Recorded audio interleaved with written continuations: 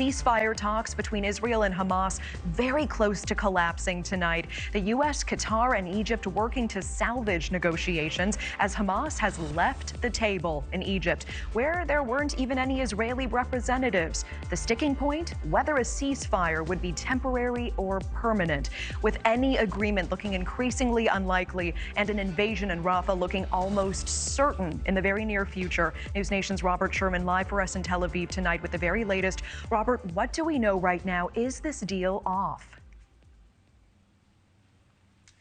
Yeah, Natasha, the reality is that at this hour, despite the fact that you've seen these talks taking place throughout the week, Israel and Hamas are too far apart on the top line issue.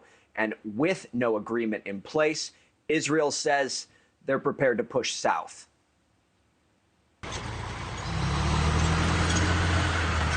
IDF forces continuing their offensive in Gaza this weekend, as Israel's defense minister warns the next phase is coming.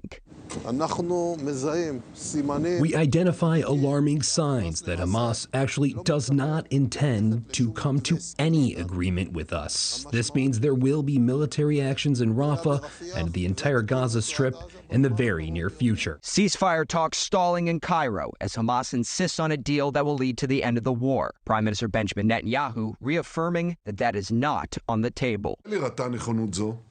Hamas has still held to its extreme positions. First and foremost, the withdrawal of our forces from the Strip, the conclusion of the war, and leaving Hamas intact.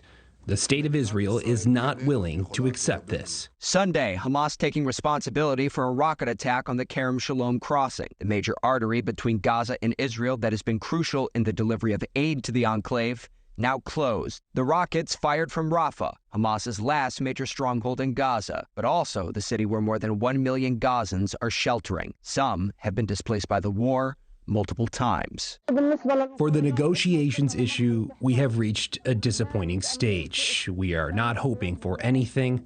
Our only hope is God. May God help us and rescue us from this ordeal. Israel has made clear if there's no deal, military action in Rafah is next. Secretary of State Antony Blinken spending time in the Middle East this week, re-upping the U.S.'s concerns about a ground operation there for fear of the humanitarian situation. Our position is clear. It hasn't changed. It won't change.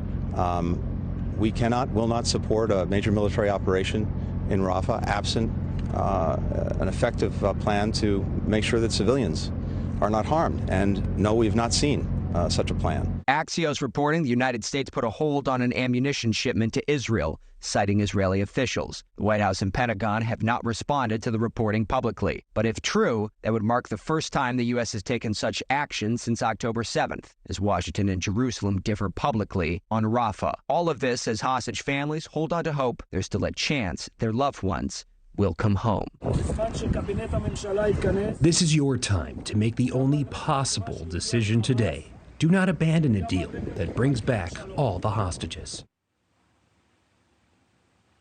Tel Aviv shut down around 6 o'clock tonight, and then tomorrow there will be air raid sirens blaring here, followed by a moment of silence.